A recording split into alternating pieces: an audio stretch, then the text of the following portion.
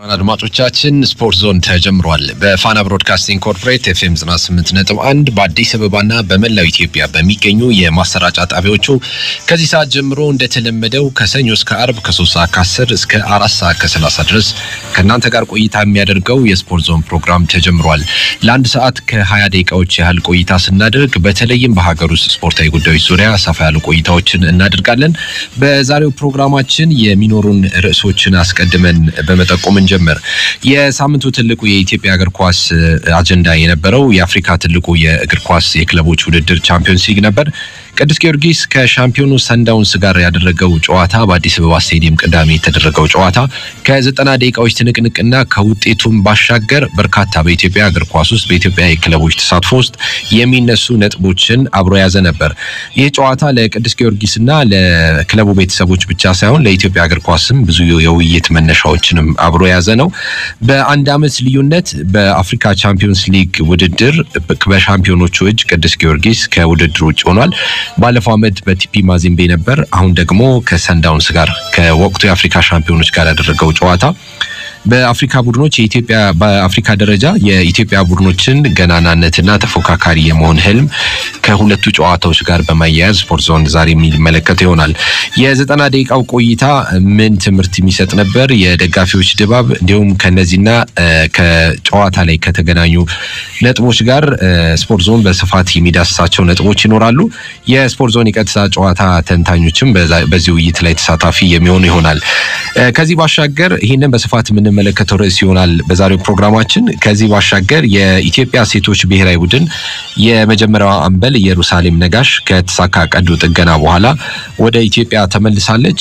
በከፍተኛ ርብርብ ነበር ለሕክምናዋ አስፈላጊ የሆነውን ወጪ የስፖርት ቤተሰቡ በማዋጣት ከዛም በኋላ ወደ ዱባይ በማቅናት ሕክምናዋን ያደረገችው። ይህ ያበርክቷ ለሀገር የሰሩ ተጫዋቾች ክብር እንደሚሰጣቸውና ተስፋ እንዳለው በኢትዮጵያ ብሔራዊ ቡድን መጫወት ከዚህ በፊት በተለይም የገንዘብ ጥቅሙ አናሳ በነበረበት የኢትዮጵያ እግር ኳስ ውስጥ እንደ ሻማ ቀልጦ ያለፉ በርካታ ተጫዋቾችና ባለሙያዎች አሉ። ለነሱ መልካም ዜና ነው። ኢየሩሳሌም ነጋሽ ከዛ መልስ ስለ ሕክምናዋ እንዲሁም ደግሞ ከሕክምናዋ በኋላ ስላለው ጤንነቷና ወደ ስፖርቱ ስለመመለሷና ስለመመለሷ እንዲሁም በሕክምናዋ ላይ ከፍተኛ አሻራቸውን ላሳረፉ ወገኖች ምስጋናዋን ገልጻለች። ከስፖርት ዞን ጋር ቆይታ አድርጋለች። ኢየሩሳሌም ነጋሽ የሷንም ቆይታ በስፖርት ዞን እስከ 4:30 ድረስ ስትቆዩ የምታደምጡት ይሆናል። የኢትዮጵያ ከፍተኛ ሊግ ጨዋታዎች ወደ ኢትዮጵያ ፕሪሚየር ሊግ የ2010 የውድድር ዘመን የሚመጡ አዳዲስ እንግዶችን የሚለዩበት ጨዋታዎች የመጨረሻ ጨዋታዎች እየተደረጉ ይገኛሉ። ትላንት በዝናብ ምክንያት ተቋርጧል። የመቀሌ ከተማና የሃውስኮድ ጨዋታ ዛሬ ረፋዱን የሚደረግ ይሆናል። ባህር ዳር ትላንት ሽሬን 1-0 አሸንፏል። የከፍተኛ ሊግ ማብቂያው ከንትርክ የጸዳ እንዲሆን እንደ የኢትዮጵያ ፕሪሚየር ሊግ 2002 የውድድር አመት የጭቅጭቅና የምስቅልቅል ሁኔታዎች እንዳይመጡ ጥንቃቄዎች እጅጉ የሚያስፈልጉበት ጊዜ ላይ ደርሰናል። የተለያዩ ፍንጮች አሉ። እንደነዚህ አይነት ጭቅጭቆች ወደ መጨረሻ ላይ ሊመጡ እንደሚችሉ ክለቦች የሚያሰሟቸው ተቃውሞዎችና ከኢትዮጵያ እግር ኳስ ፌዴሬሽን የሚሰጡ ምላሾች አሉ። ይህንን ቀዳዳ ለማጥፋትና እነዚህ የችግር ምንጭ ይሆናሉ ክለቦችን ደጋፊዎቻቸውን ወደ ጭቅጭቅ ያስገባሉ ተብሎ የሚታሰቡ ነጥቦችንም የኢትዮጵያ እግር ኳስ ፌዴሬሽን ከወዲሁ መዝጋት ይጠበቅበታል። ስፖርት ዞን በዛሬው ፕሮግራሙ ከከፍተኛ ሊግ ውድድሮች ጋር የታዩ ሊቀረፉ የሚገባቸው በተጨባጭ ስህተቶች የተሰሩባቸውን አጋጣሚዎች በማስታወስ እንደነዚህ አይነት አጋጣሚዎች የከፍተኛ ሊግ ፍጻሜዎችን ወደ ሌሎች ያልተገቡ ድርጊቶች ሊያመሩ ስለሚችሉ የኢትዮጵያ እግር ኳስ ፌዴሬሽን ጥፋተኞቹ ላይ ጥፋት እርምጃ በመውሰድ ከዚህ በኋላ ያለውን ደግሞ በተጠናከረ ሁኔታ ቢያንስ ቀጣዮቹን ሳምንታት በሚገባ የክለቦችና የደጋፊዎቻቸውን ፍላጎት ባሟላ መንገድ የውድድር ደንቡን በተከተለ መንገድ እንዲያደርግ ነጥቦችን የሚያነሳ ይሆናል። የዓለም የስፖርት ጋዜጠኞች ቀን ትላንትና ተከብሯል። በመላው ዓለም በተለያዩ ጋዜጠኝነት ስራ ላይ የተሰማሩ ባለሙያዎች አሉ። ከነዚህ መሃል የከፍተኛ የተመልካችና የዓለምን ሕዝብ ትኩረት የሚስቡ ስፖርታዊ ውድድሮችን በዓለም አቀፍ ደረጃ የሚዘግቡ ጋዜጠኞች ቀን ትላንት ሲከበር ከዓለም አቀፍ የስፖርት ጋዜጠኞች እድገትና አነሳስ እንዲሁም ትኩረት አኳያ ብዙ ክርክሮች እየተነሱ ይገኛሉ። ከነዚህ መሃል የስፖርት ጋዜጠኝነት ከፖለቲካ ጋዜጠኝነት ከማህበራዊ ጋዜጠኝነት የኢኮኖሚ ጋዜጠኝነት በተለየ መንገድ ብዙ መስዋዕትነት የማይከፈልበትና ከሌሎቹ አኳያ ሲታይም ደግሞ ጠቀሜታው አናሳ ነው የሚሉ በሌላ በኩል ደግሞ የዓለምን ህዝብ ትኩረት በመዝናኛው ረገድ በመያዝ ቁጥር 1 የሆነው የስፖርት ሙያን በከፍ ለማድረግ ትልቅ አስተዋጽኦ ያላቸው ጋዜጠኞች ይሄ ስራቸው ከሌሎቹ የጋዜጠኝነት መስኮች የተለየና በግዙፍነቱ የሚነሳ ነው በሚሉ ሐሳቦች መካከል ክርክሮች እየተካሄዱ የዓለም የስፖርት ጋዜጠኞች ቀን ትላንት በፈረንጆቹ አቆጣጠር ጁላይ 2 በመላው ዓለም በሚገኙ የተለያዩ ስፖርት ጋዜጠኞች በእንደነዚህ አይነት መነጋገሪያዎችና ሌሎች ሐሳቦች ዙሪያ ተከብሯል። አድማጮች እንግዲህ በኢትዮጵያ ውስጥ በርካታ የስፖርት መረጃዎችን የሚያደምጡ የስፖርት ጉዳዮችን የሚሰሙ በርካታ አድማጮች አሉ። የስፖርት ዞን አድማጮችን በመላው ኢትዮጵያ ይገኛሉ። ሐሳባቸውን እንዲሰጡን እንዲያካፍሉን በዚህ አጋጣሚ ጠይቃቸዋለን። በርግጥ በስፖርቱ ዓለም ውስጥ የስፖርት ጋዜጠኞች ሚና ከሌሎች ጋዜጠኞች ጋር እንዴት ይታያል የሚለው ሐሳባችሁን እስከ ፕሮግራማችን ማብቂያ ድረስ ብትልኩልን እኛ መልሰን ወደ እናንተ የምናደርስ ይሆናል። የዛሬው ፕሮግራማችንን የምንጀምረው ግን ወደ ጀርመን በማቅናት ነው። ትላንት ጀርመንና ቺሊ የኮንፌዴሬሽን ዋንጫ ጨዋታቸውን አድርገው ጀርመን 1-0 በሆነ ውጤት አሸንፋለች። ትኩረታችን ግን እሱ አይደለም። በጀርመን ትልቁ ተነባቢ ጋዜጣ በቀን በአንድ ቀን 2.5 ሚሊዮን ኮፒዎችን የሚሸጥና ከእንግሊዙ ዘሰን ቀጥሎ በአውሮፓ ትልቁ ተነባቢ የሆነው ቢልድ ጋዜጣ ስለ አንድ ኢትዮጵያዊ እግር ኳስ ተጫዋች የጻፈውና ያወጣው አንድ ጽሑፍ አለ። ከአዲስ አበባ እስከ ድሬስደን በሚል ርዕስ ስር ነው ስለ ወጣቱ ተስፈኛ የኢትዮጵያ ብሔራዊ ቡድን ተጫዋች ይሄ ቢልድ ጋዜጣ የጻፈው። የጀርመን ቁጥር 1 ተነባቢ ጋዜጣ ነው። ትላንት ጀርመን የኮንፌዴሬሽን ዋንጫን በማንሳት የወጣቶችንም ዋንጫ በማንሳት በዓለም እግር ኳስ ካርታ ላይ አሁንም በመሪነት እየመራች የምትገኝ ለወደፊቱም ተስፋ ያላት ሀገር እንደሆነች አሳውቃለች። በዚህ ሀገር ተነባቢ ጋዜጣ ላይ ነው እንግዲህ ኢትዮጵያዊው ከአዲስ አበባ እስከ ድሬስደን በሚል የተነሳው። ስለዚህ ጉዳይ በማንሳት ነው የዛሬው ፕሮግራማችንን የምንጀምረው። የክብር አጋሮቻችንን እናስታውስ። ቢኤንሲ አሉሚኒየም ኃላፊነቱ የተወሰነ የግል ማህበር የስፖርት ዞን የክብር አጋር ሆኖ የሚቀጥል ነው የሚሆነው። ቢኤንሲ አሉሚኒየም የተለያዩ የአሉሚኒየም ምርቶችን በጥራት እያቀረበ በኢትዮጵያ ገበያ እንዲሁም ደግሞ በአፍሪካ የተለያዩ ሀገራት ጥራት ያላቸው የአሉሚኒየም ምርቶችን እያቀረበ ተወዳጅነትና ዝነኝነትን ያተረፈ ተቋም ነው። ቢኤንሲ አሉሚኒየም በአካሉ ህንጻ ራሱ ያስገነባው ህንጻ ላይ ነው የሚገኘው። በኒውዮርክ፣ ፓሪስና ፍራንክፈርትን በመሳሰሉ ዓለም አቀፍ ከተሞችም የተለያዩ የጥራት አምባሳደርነት ክብርንም ማግኘት ችሏል። በምስራቅ አፍሪካ ግዙፉ የአሉሚኒየም ፋብሪካ ነው። በኢትዮጵያ ደግሞ 40% የሚሆነውን የአሉሚኒየም ድርሻ በመያዝ ቁጥር 1 ኢትዮጵያዊ ፋብሪካ ነው። ቢኤንሲ አሉሚኒየም የስፖርት ዞን የክብር አጋር ሆኖ የሳምንቱ መጀመሪያ ቀን ሰኞ የስፖርት ዞን ፕሮግራምን በክብር ስፖንሰር ሲያደርግ ደስታውን እየገለጸ ነው። ሌላኛው የዚህ ፕሮግራም የክብር አጋር ዋልያ ቢራ ነው። የ2016 የሞንድ ሴሌክሽን የጥራት አምባሳደር ዋልያ ቢራ ይህ ፕሮግራም ይመቻችሁ ብሎ ከኛ ጋር ቆይታ እያደረገ ነው። በልክ አግባብ የሚጎነጩት የወዶትን ሲያወሩ የሚኮመክሙት በጥራትና በልዩነት የተመረተው ዋልያ ቢራ የቢራዎች አውራ ነው። የገበሬዎቹ ምርታማነት ያሳድጋል። ገቢያቸውን የበለጠ ጨምሮ ገብሳቸውን ይቀበላል። በታታሪነቱ ሁሌም የጣዕም ልኬቱን ያሳድጋል። በልክ አግባብ እንዲጎነጩት እያደረገ የሚገኘው ዋልያ ቢራ የጥራትን ልክ ያወቁ ብቻ የሚጠይቁት ዘመነኛው ቢራ ነው። ዋልያ ቢራና ድራፍት የዚህ ፕሮግራም የክብር አጋር ነው። ከስፖርት ዞን ጋር አብሮ በመስራቱ ደስታውን ይገልጻል። በጉዟችን እንደሰት እያልን ነው የሚገኘው ዋልያ ቢራ። የለተሰኙ የስፖርት ዞን ፕሮግራምን በክብር ስፖንሰር ካደረጉ ድርጅቶች መካከል የህዝብ ሀብት የሆነው ዞሮ መግቢያውን በመገንባት በመቀለስ በጥራት በማስረከብ በጊዜ ባለው ጊዜ በማድረስ የሚታወቀው አያት ነው። አያት የመኖሪያ ቤቶች ስራ ድርጅት የተለያዩ ቤቶችን ከዚህ በፊት 5000 ኢትዮጵያውያንን የቤት ባለ ንብረት ማድረግ የቻለ ታላቅ ኢትዮጵያዊ ተቋም ነው።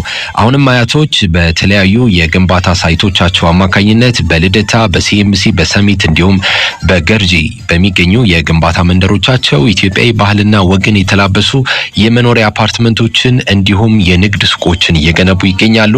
ኑ ከትውልድ ወደ ትውልድ የሚተላለፍ ቅርስ ባለቤት ይሁኑ ያለ አያቶች ጥሪያቸውን እያቀረቡ ይገኛሉ። የስፖርት ዞን የክብር አጋር ናቸው። 0115514699 አሊያም ደግሞ ራስ ሆቴል በሚገኘው የሽያጭ ቢሮአቸው ያገኟቸዋል። የክብር አጋር ናቸው። ስፖርት አዲስ ኮንሰርት 2 ሌላኛው የዚህ ፕሮግራም የክብር አጋራችን ነው።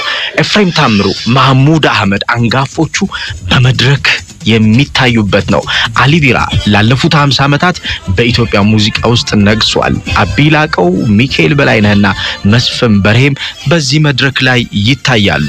አዲስ ኮንሰርት ትኬቶችን ለማግኘት የሚፈልጉ ራማዳ ሆቴል ቦሌ፣ ኢንተርኮንቲኔንታል ሆቴል ካሳንቺስ፣ ኢሊሊ ሆቴል ካሳንቺስ፣ ሃርመኒ ሆቴል ቦሌ መድኃኔዓለምና እምቢልታ ሆቴል እንቁላል ፋብሪካ ያገኙታል።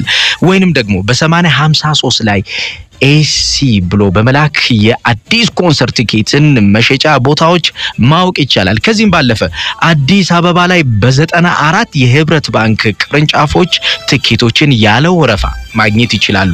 በነገራችን ላይ 2000 የቀደሙ ትኬቶችን ማግኘት የሚችሉበት እድል ለተማሪዎች ተዘጋጅቷል። ፍጠኑ። 350 ብር ብቻ ነው የሚሸጠው። ዋናው ዋጋው 500 ብር አካባቢ ነው። 499 ብር አካባቢ ነበር።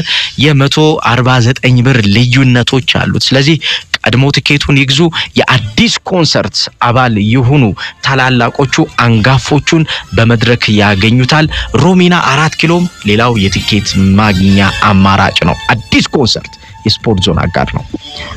የግንባታው አጋር የሆነው አፍሮጽዮን ኮንስትራክሽን ሌላኛው የስፖርት ዞን የክብር አጋር ነው። ላለፉት 17 ዓመታት በኢትዮጵያ የታላላቅ ኢንዱስትሪዎች ግንባታ፣ የተለያዩ ውስብስብ ህንጻዎችን፣ ዩኒቨርሲቲዎችን፣ ሆስፒታሎችን በተለይም ደግሞ በስፖርቱ ዘርፍ 6 ዓለም አቀፍ ኢንተርናሽናል ስቴዲየሞችን በጥራት በመገንባት የሚታወቀው አፍሮጽዮን ኮንስትራክሽን የስፖርት ዞን የክብር አጋር ነው። በጥራት በማስረከብ ባለው ጊዜም በማስረከብ የሚታወቀው አፍሮጽዮን ኮንስትራክሽን በሁሉም የግንባታ ዘርፎች የተለያዩ ዓለም አቀፍ የአውሮፕላን ማረፊያዎችን ጨምሮ በኢትዮጵያ አዲሲቷን ኢትዮጵያ ግንባታ በማሳመር ኑ አዲሲቷን ኢትዮጵያ በጋራ እንገንባ ያለ ጥሪውን ያቀረበ ይገኛል። አፍሮጽዮን ኮንስትራክሽን ከኮንስትራክሽን ዘርፍን ባሻገር በስፖርቱ ዘርፍ ትልቅ አበርክቶ እየሰጠ ይገኛል። የተለያዩ የታዳጊ ቡድኖችን በመያዝ ውጤታማ መሆን ችሏል። የ2008 የታላቁን ኢትዮጵያዊ የእግር ኳስ አባት ይድነቃቸው ተሰማ የታዳጊዎች ውድድርን ማሸነፍ የቻለ የዋንጫ ባለቤት መሆን የቻለ ቡድንንም ማበርከት ችሏል። አፍሮጽዮን ኮንስትራክሽን የግንባታውና የስፖርት ዞን አጋር ነው። ከኛ ጋር እስከ 4:30 ድረስ ባብሮነት የሚቆይ ይሆናል። ክቡራን አድማጮቻችን እንግዲህ ዛሬ በጣም ብርዳማ ቀን ነው በጠዋቱ። ትላንት ደግሞ እጅግ ከፍተኛ የሆነ ዝናብ ዘንቧል። በተለይ በአዲስ አበባ የተለያዩ ቦታዎች ዝናብ ብቻ ሳይሆን በረዶም የቀላቀለ ዝናብ ነበረ ትላንትና በርዕሰ ከተማዋ የተመለከትነው። በአዲስ አበባ ስቴዲየም ጨዋታ እንዲቋረጥ ምክንያት ሆኗል የትላንቱ ዝናብ። ዛሬ የረፋድ ላይ በመርካቶ በኩል በሰባተኛ በኩል ወደ ስቱዲዮ እየመጣው ያለ በአካባቢው የሚገኙ የተለያዩ የንግድ ማህበረሰብ አባላት የመጀመሪያ ስራቸው የነበረው ትላንትና በበረዶ ምክንያት የጨቀየውና በረዶ በማዘል የቆየውን አካባቢያቸውን ማጽዳት ስራ ላይ ነው የነበሩት። የአዲስ አበባ ስቴዲየምም ስፖርቱ ማለት ነው እግር ኳሱም በዚህ አንድ ተጽዕኖ ያደረበት ነው። በእርግጥ የአዲስ አበባ ስቴዲየም መናገር አቅቶት ነው እንጂ የትላንቱ ጨዋታ ዝናብ ባይዘንብም መደረግ የነበረበት አይደለም። ምክንያቱም ትላንት በአዲስ አበባ ስቴዲየም ጨዋታዎች የጀመሩት ከጠዋቱ 2 ሰዓት ጀምሮ ነው። የብሔራዊ ሊግ ጨዋታ ነበረ በፌደራል ፖሊስና በከፋ ቡና መካከል ተደረገ። ከፋ ቡና 2-1 አሸንፎ ጨዋታውን ጀመረ። ከዛ በኋላ ደግሞ የአዲስ አበባ ጤና ስፖርቶች ውድድር ቀጠለ። የቄራና አካባቢውና የሰሜን ሾላ ቡድኖች ጨዋታቸውን አደረጉ። ቄራና አካባቢው 3-1 በማሸነፍ የአዲስ አበባ የጤና ቡድኖች ውድድር የዋንጫ ባለቤት መሆን ቻለ። ይሄ እንግዲህ 4 ሰዓት ላይ የተደረገ ውድድር ነው። ቄራና አካባቢው የተለያዩ እግር ኳስ ተጫዋቾችን ማፍራት የቻለ አካባቢ ነው። አልማዝዬ ሜዳ ደግሞ መኩሪያው የሆነ ሜዳ ነው። ከዛ የወጡት ተጫዋቾች እንግዲህ የእግር ኳስ ህይወታቸውን ካቆሙ በኋላ አሊያም ጥሩ ችሎታ ኑሯቸው በዛ በትልልቅ ደረጃ መሳተፍ ያልቻሉ ተጫዋቾች በዚህ ጤና ቡድን ውስጥ ተሳትፈዋል። ትላንት በፍጹም የጨዋታ ብልጫ 3-1 ማሸነፍ ቻሉ። አምስቱንም ጨዋታዎች በትላንትናው ላይ የተመለከቱ ተመልካቾች የቅብብል ፋይላቸውን ዘግተው የሄዱት በዚህ ጨዋታ ነው ማለት ይቻላል። በጣም ደስ የሚል ጨዋታ ነበር የተደረገው። የቄራና አካባቢ ቡድን 3-1 ሆኖ ውጤት አሸነፈ።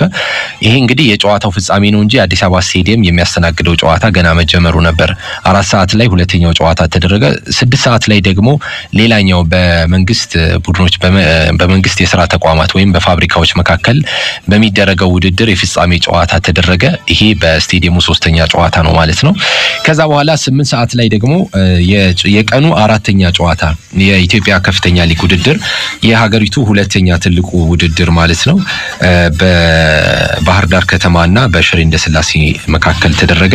ባህር ዳር 1-0 በሆነ ውጤት ሽሬ እንደስላሴን አሸነፈው። ቀጥሎ የመቀሌና የአማራ ውሃ ስራዎች ኮንስትራክሽን ድርጅት ሃውስ ኮድ ጨዋታ ነበር የቀጠለው አምስተኛው ጨዋታ ማለት ነው በአንድ ቀን ውስጥ። በትላንትናው ቀን የአዲስ አበባ ስቴዲየም ያስተናግደው አምስተኛ ጨዋታ ነበረ።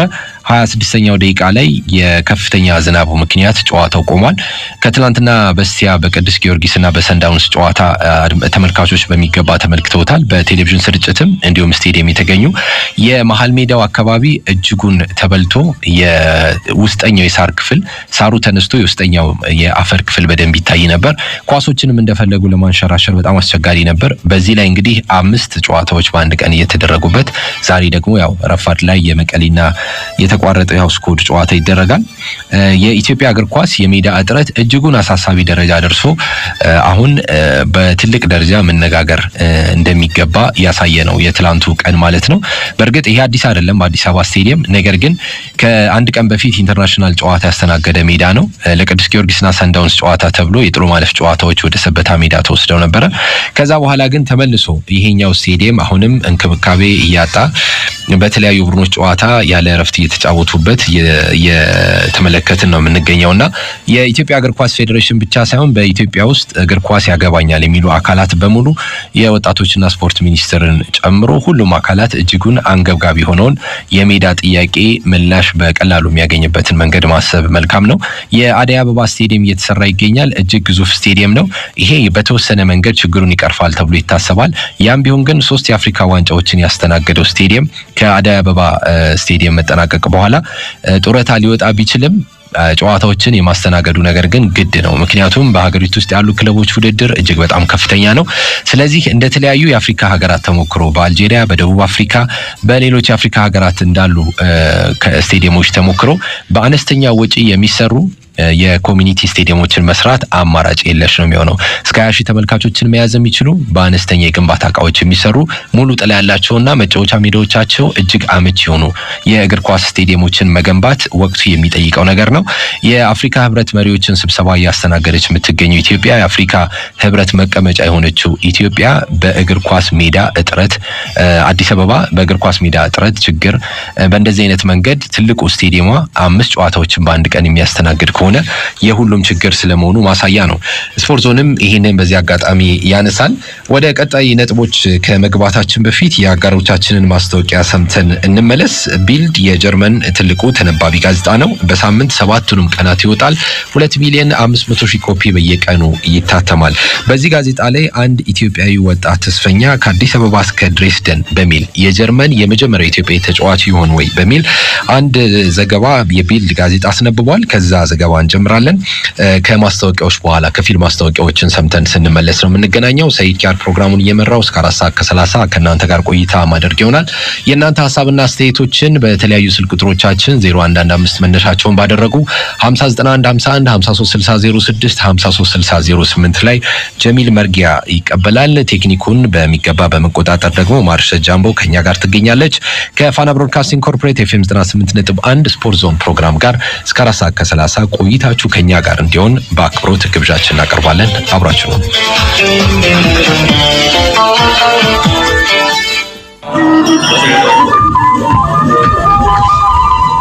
እኛ ኢትዮጵያውያን ዓለም የተደመመባቸውን በዚያ ዘመን ይሰራሉ ተብሎ የሚከብዱትን የኪነ ህንጻዎች አክሱም፣ ላሊበላ፣ የፋሲለደስ ግንብን አጨራረሳቸውን ለማሳመር ያኔም አልተቸገርንም። ምክንያቱም እኛ ባለ እጆች ነና። በወዲኛው ዘመን ደግሞ የህንጻ አጨራረስን ለማሳመር እኛው ኢትዮጵያውያን ዘንድ የብዙዎች ቀዳሚ ምርጫ የሆነው የምስራቅ አፍሪካው ግዙፉ የአልሙኒየም ፋብሪካ ቢኤንዲሲ አልሙኒየም ቀዳሚ ምርጫ ሆኗል። ቢኤንዲሲ አልሙኒየም ግንባታዎችን አስቦና በጥራት አጨራረሳቸውን አሳምሮ ከኢትዮጵያ ውጭ ዘልቋል። 20 ዘመናዊ የአልሙኒየም ፋብሪካዎች ያሏት ግብጽ እንኳን የአልሙኒየም ምርት ጥራቱ ከፍተኛ ከሆነ ፋብሪካችን ምርት መውሰድ ጀምራለች። በጥራቱ ዘርፍ ብዙ ዓለም አቀፍ ሽልማቶችን የተቀበለው ቢኤንዲሲ አልሙኒየም የኢትዮጵያ የአልሙኒየም ደረጃ መለኪያ ነው።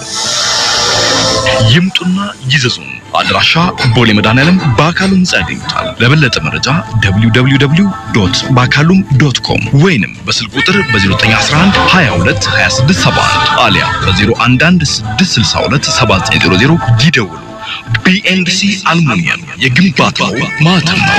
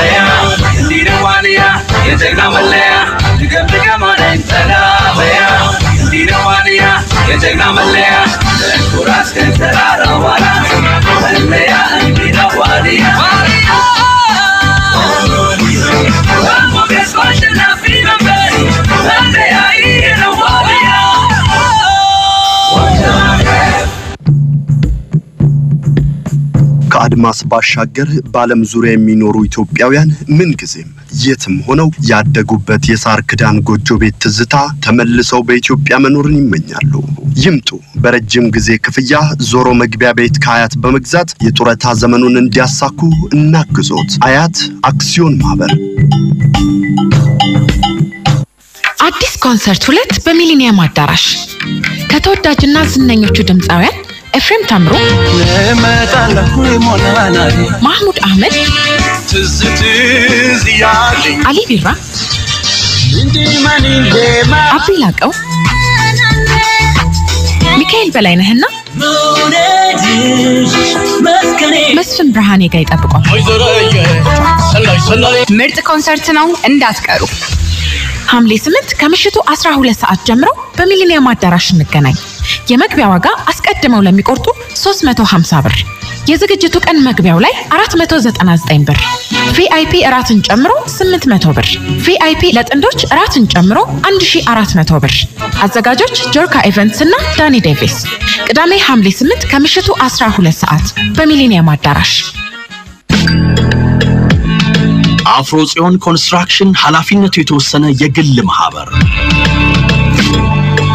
በአገራችን በተለያዩ አካባቢዎች መጠነ ሰፊ የግንባታ ስራዎችን ያከናወነ የሚገኝ አንጋፋ ድርጅት ትላልቅና ውስብስብ ህንጻዎችን፣ ስታዲየሞችን፣ ግዙፍ ፋብሪካዎችን፣ መንገዶችን፣ አየር ማረፊያ እንዲሁም ድልድዮችን በተቀመጠላቸው የጥራት ደረጃና መስፈርት በተያዘላቸው ጊዜ አጠናቆ በማስረከብ የተመሰከረለት።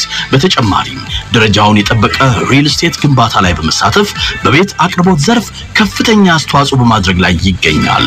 ድርጅታችን ከኮንስትራክሽን ድርጅት የአይኤስኦ 9001/2000 ሰርቲፊኬት በመውሰድ ቅድሚያውን ይወስዳል። ተባብረን የግንባታውን ዘርፍ የላቀ ደረጃ እናደርሰዋለን። ኑ በጋራ እንስራ። ስልክ 0116 67 20 51 አፍሮ ጽዮን ኮንስትራክሽን ኃላፊነቱ የተወሰነ የግል ማህበር።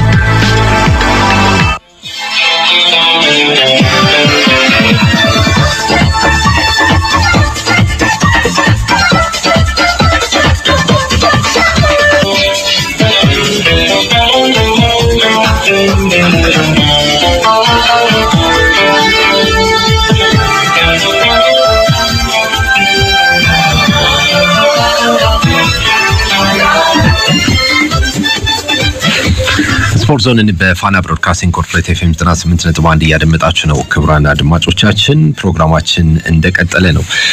የኢትዮጵያዊው የጀርመን የቡንደስሊጋ ህልሙን ለማሳካት በሙከራ ላይ ይገኛል።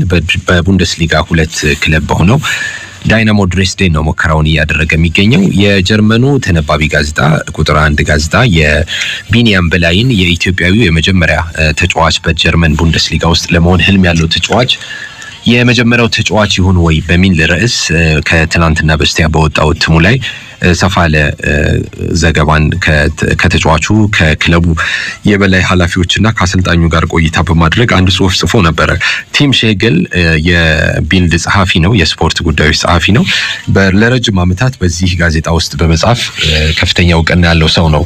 በሙከራ ጨዋታ ነው ይሄ ዘገባው የሚነሳው። ቪክቶሪያ በርሊን እና ዳይናሞ ድሬስደን ያደረጉት ጨዋታ ለቢኒያም በላይ ከኢትዮጵያ ንግድ ባንክ በዘንድሮ የውድድር ዓመት ከኢትዮጵያ ፕሪሚየር ሊግ በ15ኛ ደረጃነት በማጠናቀቅ ወደ ታችኛው ሊግ ከወረደው ቡድን ወደ ዳይናሞ ድሬስደን ለሙከራ ከሄደ አንድ ሳምንት አስቆጥሯል።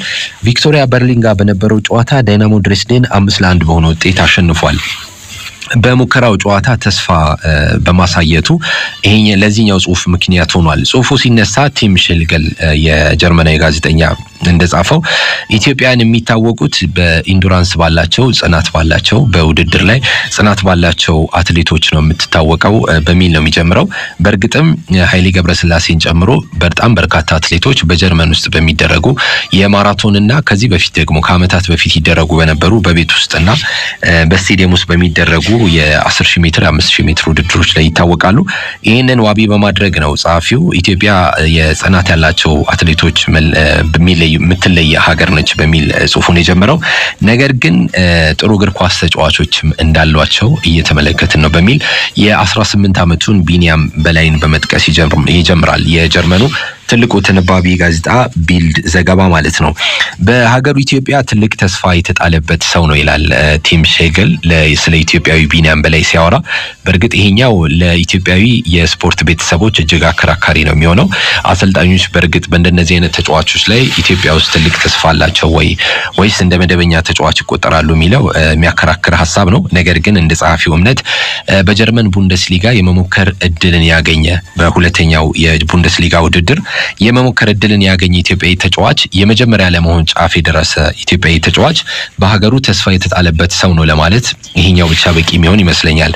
በሁለት ሰዎች ግንኙነት ነው ይሄ ተጫዋች ወደ ጀርመን በማምራት ሙከራ ጊዜውን ለማሳለፍ እየበቃ ያለው 15 ቀናት ያህል ለሚፈጀው የሙከራ ጊዜው የመጀመሪያው ንግግር ያደረጉት ራልፍ ሚንጌ የ56 ዓመቱ የዳይናሞ ድሬስደን ቴክኒክ ዳይሬክተር ናቸው። ዮአኪም ፊከርት ደግሞ እዚህ ኢትዮጵያ ውስጥ የሚገኙ በጀርመን መንግስት ትብብር ወደ ኢትዮጵያ በመምጣት የእግር ኳስ ሙያዊ ዕውቀታቸውን ድጋፍ እየሰጡ የሚገኙና በወጣቶች ላይ እየሰሩ የሚገኙ ሰው ናቸው። ራልፍ ሚንግ አንድ ነገር ተናግረዋል በጋዜጣው ላይ። ይሄ የክለባችን ፍልስፍና አካል አይደለም። ከአፍሪካ በተለይ ደግሞ ከኢትዮጵያ ተጫዋች አምጥቶ ማስሞከርና በቡድን ውስጥ ማካተት የፍልስፍናችን አካል አይደለም። ነገር ግን እንደ ዮአኪም ፊከርት አይነት ለበርካታ ዓመታት በእግር ኳስ ውስጥ ለሰራና እንደሳቸው አይነት ዕውቀት ያለው ሰው አንድ ተጫዋች አለ። ተስፋ ያለው ኢትዮጵያዊ ተጫዋች ነው። ይህንን ተጫዋች ተፈጥሯዊ ችሎታውን ተመልክታችሁ እናንተ ቡድን ውስጥ ለሙከራ ጊዜ ብትሰጡስ ብሎ ጥያቄ ካቀረበ የመቀበል ግዴታ ይኖርብናል። ምክንያቱም ዮአኪም ፊከርት ይህን ነገር የሚያነሳው ካለው ዕውቀት ካለው የእግር ኳስ ልምድና ተጫዋቾችን በመላው ዓለም ላለፉት 55 ዓመታት ያህል በእግር ኳስ ባሳለፈበት ሙያዊ ዕውቀቱ ከተጫዋችነት እስከ አሰልጣኝነት ድረስ ባሳለፈበት ዕውቀቱ መቀበል ግዴታ ስለሆነ ነው ብሏል ራልፍ ሚንግ። በእርግጥም ይህንን ሐሳብ በማጠናከር ደግሞ የቡድኑ አሰልጣኝ ኦዌንሄስ ሐሳባቸውን በዛው ጋዜጣ ላይ ይሰጣሉ።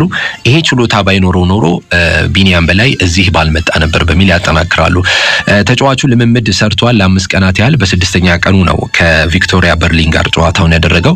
5-1 በሆነ ውጤት ዳይናሞ ድሬስደን ይህንን ጨዋታ ማሸነፍ ችሏል። በዶቼ ቬሌ ቴሌቪዥን ጥያቄ ቀርቦለት ነበር ቢኒያም በላይ ምንድነው ትልቁ ህልምህ በሚል። በቡንደስሊጋ መጫወት እጅግ በጣም ከፍተኛ የሆነ ጥረት እንደሚፈልግ አውቃለሁ። ይሄ ነገር በጣም ከባድ ቢሆንም ግን በቡንደስሊጋ ውስጥ የመጫወት ፍላጎቴ ከፍተኛ ነው። ይሄንንም እንደማሳካው እርግጠኛ ነኝ በሚል ሐሳቡን አቅርቧል። እንግዲህ ይሄ በጀርመን የእግር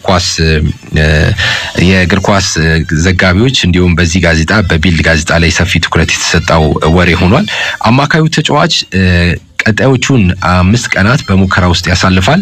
ከዛ በኋላ ነገሮች የሚሳኩለትና የሙከራ ጊዜውን በሚገባ የሚያጠናቅቅ ከሆነ በሁለተኛ ዲቪዚዮን በጀርመን ሁለተኛ ቡንደስሊጋ መጫወት እድል ያገኘ ተጫዋች ይሆናል ማለት ነው። ቢልድ በሀገሪቱ ተነባቢ ጋዜጣ ነው ይህንን ዘገባ ይዞ የወጣው ቢልድ ማለት ነው። በሳምንት ለ7 ቀናት ያህል ነው የሚወጣው። በዓለማችን ውስጥ ተጽዕኖ ፈጣሪ ከሆኑ 8 ጋዜጦች መካከልም አንዱ ነው። ዘሳንን በመከተል ደግሞ በአውሮፓ ሁለተኛው ተነባቢ ጋዜጣ ነው። የቢኒያም በላይ ጉዳይ በዚህ የሚሳካ ከሆነ ከኢትዮጵያ ንግድ ባንክ ጋር ቀሪ ኮንትራት ይኖረዋል። ከኢትዮጵያ ንግድ ባንክ ጋር በሚኖረው ስምምነት መሰረት ይሄ ተጫዋች በቀጣይ የጀርመን ቡንደስሊጋ 2 ጨዋታውን ህይወቱን የሚቀጥል ይሆናል ማለት ነው። ጉዳያችንን የዛሬው ስፖርት ጉዳዮቻችንን በዚህ ዜና ጀምረናል። ወደ ቀጣይ ጉዳዮች እንለፍ። ከቢኒያም በላይ ጋር በተያያዘ ከተጫዋቹም ጋር የቆይታ ጊዜው ካለቀ በኋላ ቆይታ አድርገን በጀርመን ቡንደስሊጋ 2 ከዳይናሞ ድሬስገን ጋር የነበረውን 15 ቀናት ቆይታ ምን መልክ እንደነበረው ለስፖርት ዞን አድማጮች የምናደርስ ይሆናል። ወደ ከፍተኛ ሊግ ጉዳዮች እንመለስ። የከፍተኛ ሊግ ጨዋታዎች እየተደረጉ ነው የሚገኙት።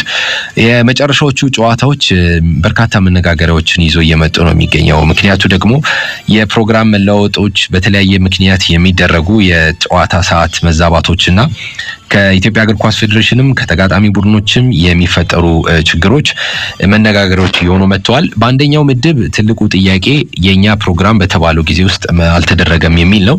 ጅማ ከተማ፣ ሆሳና ከተማና እንዲሁም ደግሞ ወልቂጤ ከተማ ውድድራቸውን 29 ሳምንታት ውድድር አድርገው ወሳኙን የመጨረሻ ሳምንት ጨዋታ ሁለቱ እኩል ነጥብ ላይ፣ ወልቂጤ ከተማ ደግሞ በአንድ ነጥብ ልዩነት ላይ ሆነው እየጠበቁ ነው የሚገኙት።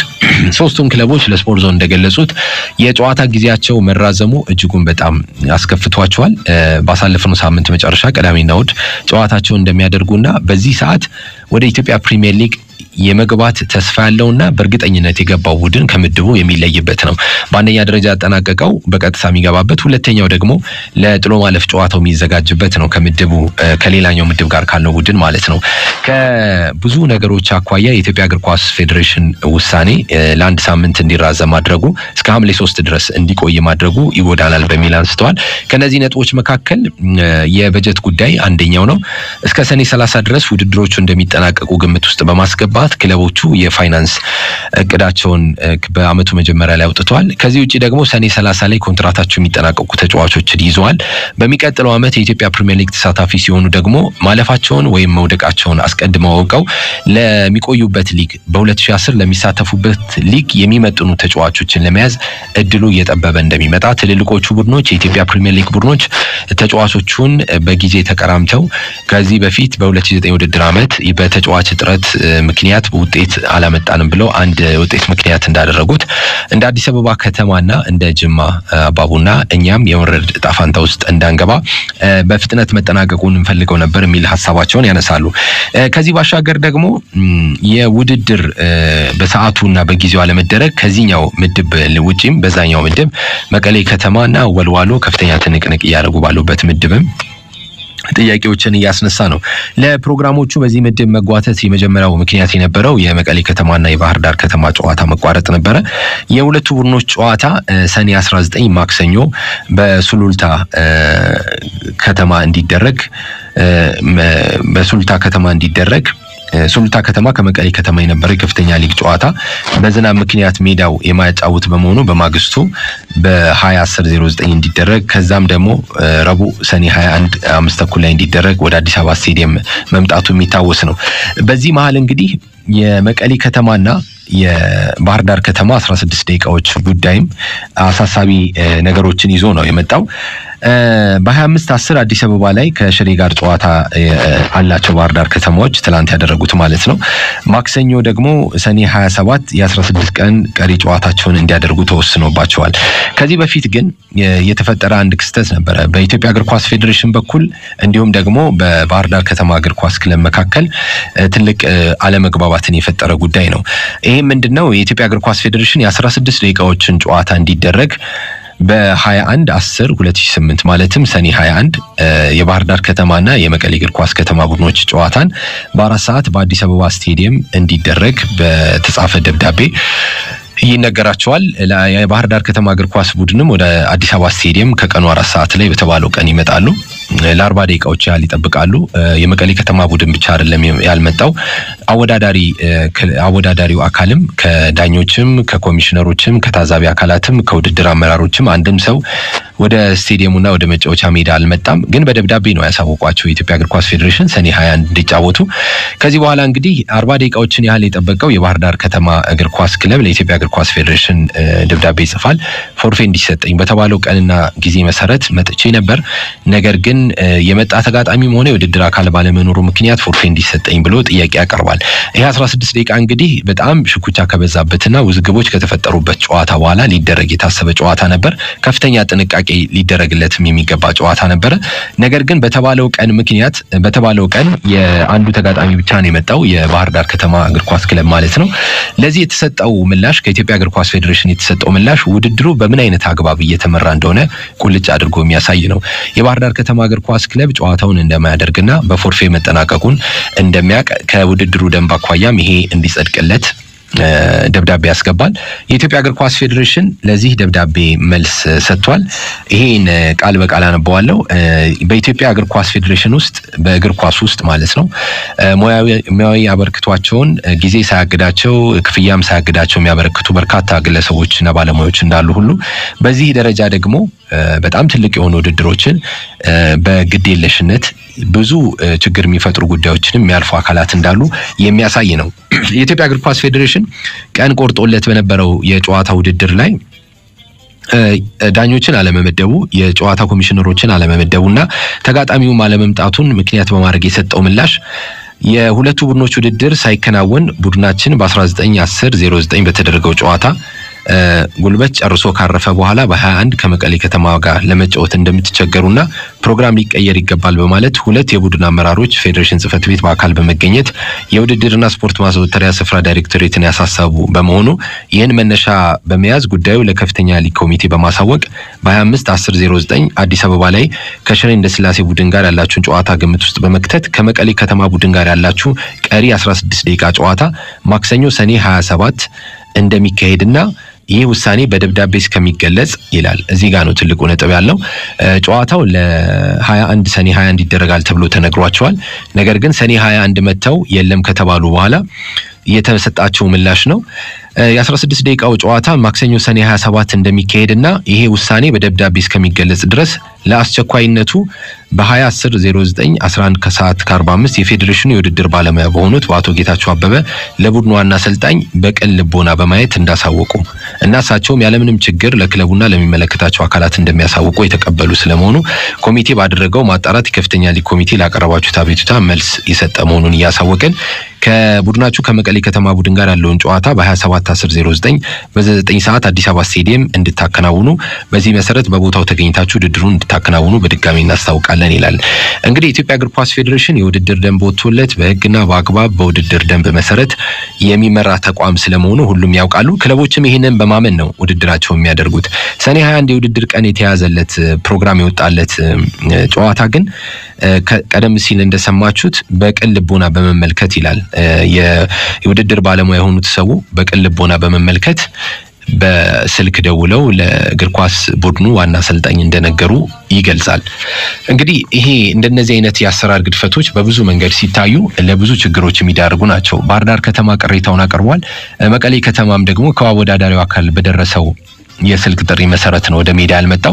የውድድሩ አካሄድ ግን በስልክ ጥሪዎች የሚደረግ ሳይሆን ህጋዊ በሆኑ ኮሚኒኬዎችና ህጋዊ በሆኑ ደብዳቤዎች ልውውጥ የሚደረግ ነው።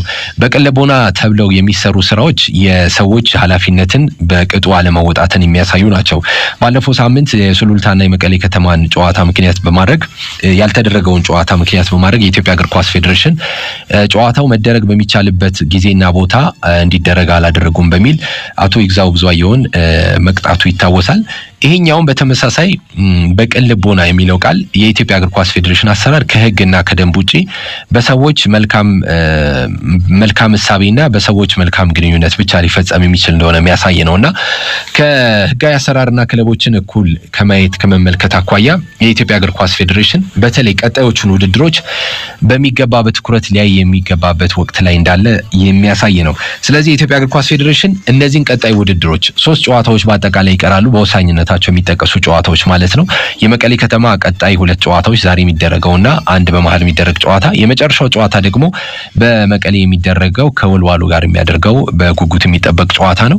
እነዚህን ጨዋታዎችና ከዛ በኋላ የሚመጣውን የአራቱ ቡድኖች የጥሎ ማለፍ ጨዋታዎችን በሚገባ ለመምራት አስቸኳይ የሆነ ነገር እንደሚያስፈልገው በቅን ልቦና የምትለው ሀረግ በብዙ መንገድ የምትገልጽ ይመስላል። በእግር ኳስ ውስጥ ቅን ልቦና ለማስፈን ብዙ ነገሮች መሰራት እንደሚገባቸው እየተመለከተ እየተመለከትን ነው። ያም ቢሆን ግን በኢትዮጵያ እግር ኳስ ፌዴሬሽን በኩል ደንቡና ሕጉን በማክበር ብቻ የሚሰሩ ስራዎችን እስከ መጨረሻው መስራት እንዳለበት የሚያሳይ ነው። 2002 ዓመተ ምህረት ላይ የኢትዮጵያ ፕሪሚየር ሊግን የተቀላቀሉ ቡድኖች የመጡበት መንገድ እጅግ በጣም አስቸጋሪ ነበር። 16 ቡድኖች በሚሳተፉበት ፕሪሚየር ሊግ ሁለት ተጨማሪ ቡድኖች እንዲመጡ ተደርጎ ውድድሩ በ18 ክለቦች መካከል ተደርጎ ነበር። ለዚህ ደግሞ በአመቱ መጀመሪያ የወጣው ደንብ በወረቀት ላይ ሳይሰፍር በቃል ብቻ በመቀየሩ ምክንያት ነው። አሁን ቀደም ሲል ያነበብኩት ቅልቦናም ከዚህ ጋር የሚያያዝ ይመስለኛል።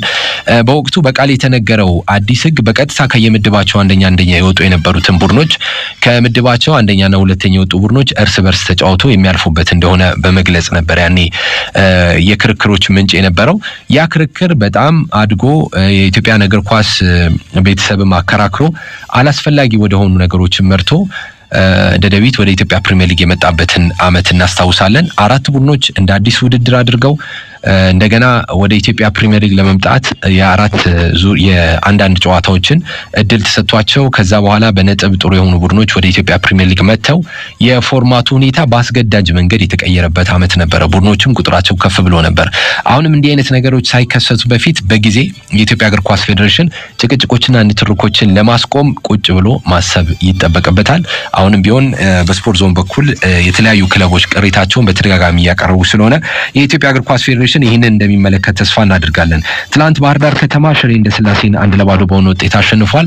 ዛሬ ከ4 ሰዓት ጀምሮ በአዲስ አበባ ስቴዲየም ትላንት በዝናብ ምክንያት የተቋረጠው የመቀሌ ከተማና የሃውስ ኮድ ጨዋታ የሚደረግ ነው የሚሆነው። ያለምንም ግብ ነበር የመጀመሪያው 26 ደቂቃዎች የተጠናቀቀው። ስፖርት ዞንን እያደመጣችሁ ነው ክቡራን አድማጮቻችን። የተለያዩ ርዕሶች አሉን በዛሬው ፕሮግራማችን እስከ 4:30 ከእናንተ ጋር አብሮነት ስንቆይ ይህንን ፕሮግራም በክብር አጋር ያደረጉ ድርጅቶችን እናስታውስ። ቢኤንሲ አሉሚኒየም ኃላፊነቱ የተወሰነ የግል ማህበር የስፖርት ዞን የክብር አጋር ሆኖ ይህን ፕሮግራም ወደ እናንተ እንድናደርስ በክብር አጋር ሆኖናል። ሌላኛው የክብር አጋራችን አያት የህዝብ ሀብት ነው። የተለያዩ መኖሪያ ቤቶችንና የንግድ ሱቆችን እየሰራ ለደንበኞቹ በጥራት እያስረከበ ይገኛል። አፍሮጽዮን ኮንስትራክሽን የግንባታው አጋር ነው። በኢትዮጵያ የኮንስትራክሽን ዘርፍ ውስጥ ቁልፍ ሚና እየተጫወተ የሚገኝ ድርጅት ነው። 17 ዓመታትን በስኬት በጥራት በጊዜ በማስረከብ አንቱታን በማትረፍ ዓለም አቀፍ የጥራት ተሸላሚነት ክብርንም በመጎናጸፍ እዚህ ደርሷል። የስፖርት ዞንና የስፖርቱም አጋር ነው አፍሮጽዮን ኮንስትራክሽን። ሌላኛው የዚህ ፕሮግራም የክብር አጋር ዋልያ ቢራ ነው። የ2016